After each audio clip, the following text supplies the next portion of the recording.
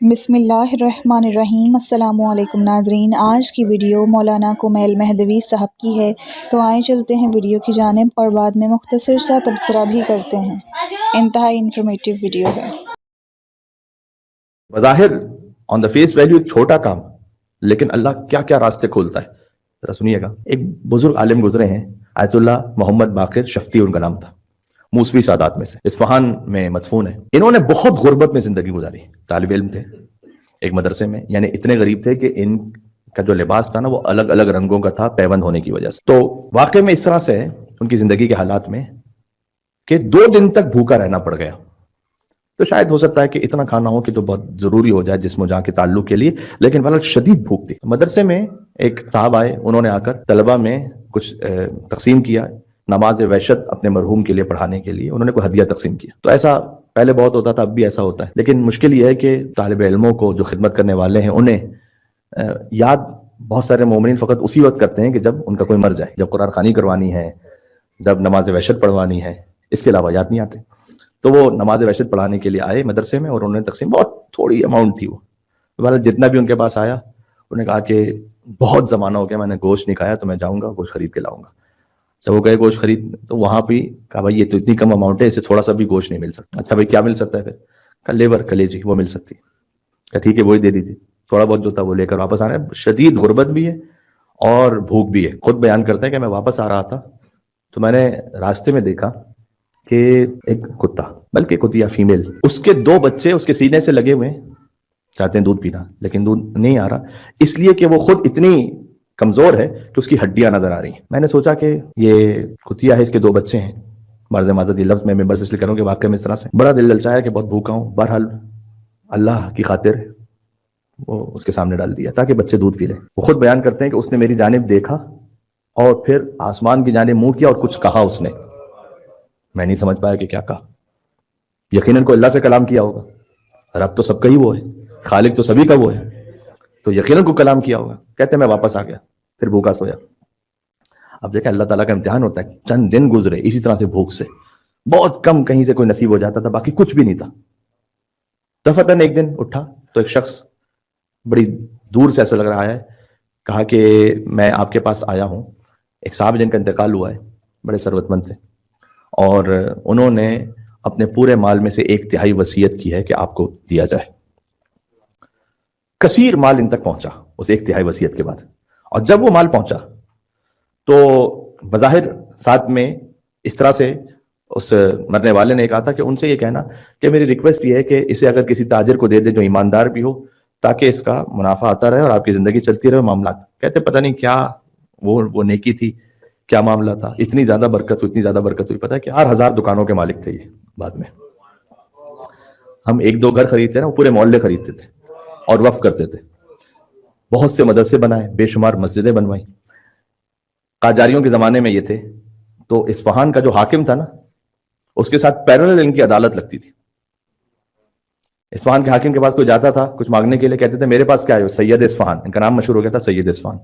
سید Isfahan کے پاس جا، سید اصفہانی کے پاس جاؤ، دنیا بھی ہے آخرت بھی ہے، وہاں جاؤ، میرے پاس کیا ہے، دنیا بھی چاہیے تو ان کے پاس جاؤ، آخرت بھی چاہیے تو ان کے پاس۔ تو وہ اکثر کہا کرتے تھے کہ مجھے ایسا لگتا ہے کہ یہ وہ ایک حسن فعلی ہے جو میں نے اسے ایک جانور کے ساتھ انجام دیا تھا تاکہ اس کے بچے دودھ پی لیں۔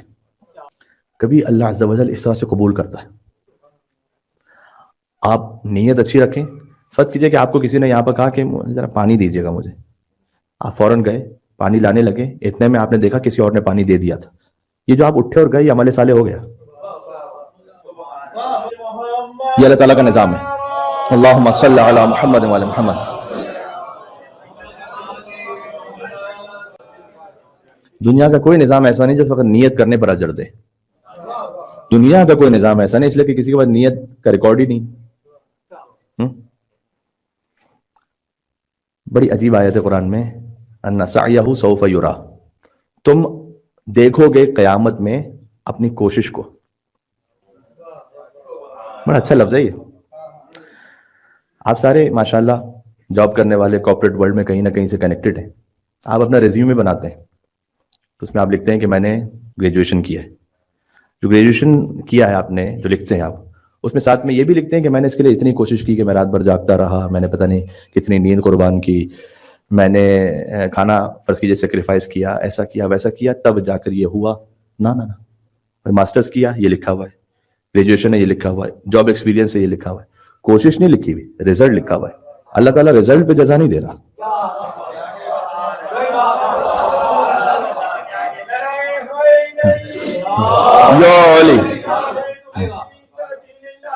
کوشش کی تھی, ثواب ہے.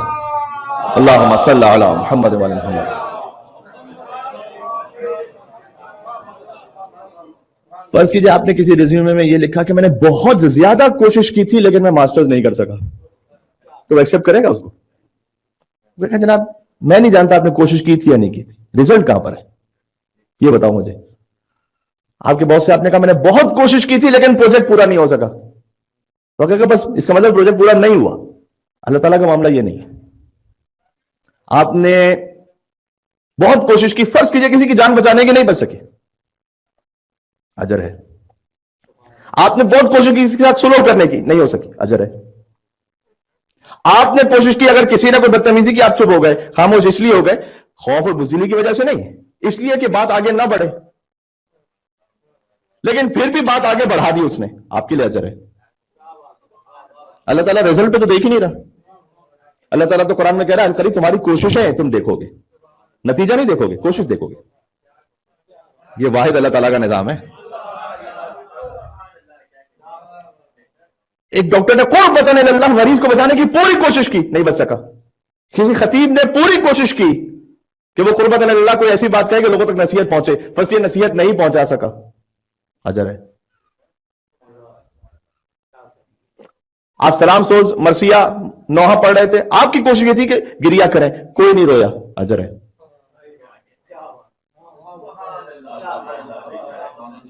آپ نے اپنے گھر میں مجلس رکھی کہ مولا کا ذکر ہو, کوئی نہیں آیا ہے, بہت کم آئے, اجر ہے. دنیا کا کون سا نظام ایسا ہے جو کوشش پر اجر دے؟ کیونکہ کوشش کا حساب کتاب ہے ہی نہیں کسی کے پاس. وہ دے گی فقط اللہ سکتا ہے, یا اللہ دیکھ سکتا ہے یا 14 دیکھ سکتے ہیں آپ کی کوشش کو, ورنہ ہی نہیں کوئی. یہ بات سمجھ میں آ رہی ہے؟ اللہم صلی علی. حسن فعلی, کام خود اچھا ہو, حسن فعلی نیت اچھی ہو, حفاظت العمل, تیسرا عمل کو بچا کے رکھے. آیت اللہ بروجردی وقت آخر بڑا گریا کرتے تھے. لوگ شاگرد ان کے پوچھتے تھے کہ آپ اتنا کیوں روتے ہیں؟ کہتے ہیں ہاتھ خالی جا رہا ہوں. تو ان سے لوگ کہتے تھے کہ اگر آپ ہاتھ خالی جا رہے ہیں تو ہم تو پھر بالکل ہی فارغ ہیں, اس لیے کہ مسجد اعظم آپ نے ساتھ میں بنائی جو بی بی معصومہ قوم کے حرم ہے. اس نے ان کے شاگرد ایسے ہیں جو خود مجتہد ہیں, جامع الاحادیث جیسی کتاب لکھی ہے, ایک عجب خدمات ہیں ان کی. کہ میں یہ نہیں کہہ رہا ہوں کہ میں نے سب یہ نہیں کیا ہے, کنفرم نہیں ہے کہ حفاظت کر پایا ہوں یا نہیں کر پایا, اس لیے روتے ہوئے جا رہا ہوں. پتہ نہیں, کنفرم نہیں کہ امام جواد علیہ السلام کے بعد ایک شخص آیا, کہا کہ مولا بہت خوش ہوں آج 10 فقیروں کی مدد کی ہے. امام نے کہا بس حفاظت کرنا, بچا کے رکھنا. لا تبطلوا الصدقات بالمن والاذى, اذیت پہنچا کر یا احسان جتلا کر صدقے کو ضائع نہ کرو, قرآن کی آیت ہے. حفاظت العمل ایک تیسرا مرحلہ ہے, یہ بڑا امپورٹنٹ ہے. کتنے لوگ عمل صحیح کر لیتے ہیں, شاید اس وقت نیت بھی ٹھیک ہوتی ہے, بعد میں کچھ ایسا کر لیتے ہیں کہ ہم حفاظت نہیں کر پائے, سنبھال نہیں پائے. بلکہ میں سمجھتا ہوں کہ سب سے زیادہ خطرناک مرحلہ یہی ہے, کیونکہ it can happen any time. ہو سکتا ہے کہ کسی کا کوئی عمل 5 سال پہلے کی کسی نیکی کو ضائع کروا دے, یہ ممکن ہے. قرآن میں حد کا لفظ 16 مرتبہ آیا. 16 مرتبہ اللہ تعالیٰ نے کہا کہ سنبھال کے رکھنا, اپنا ضائع ہو جائے گا, وانتم لا تشعرون, تمہیں پتہ بھی نہیں ہوگا. ٹھیک ہے, تو آپ اچھی نیت سے کام کریں, آپ کوشش کریں, نتیجہ ہو نہ ہو اللہ تعالیٰ نے اس کے لیے آپ سے نہیں مانگا.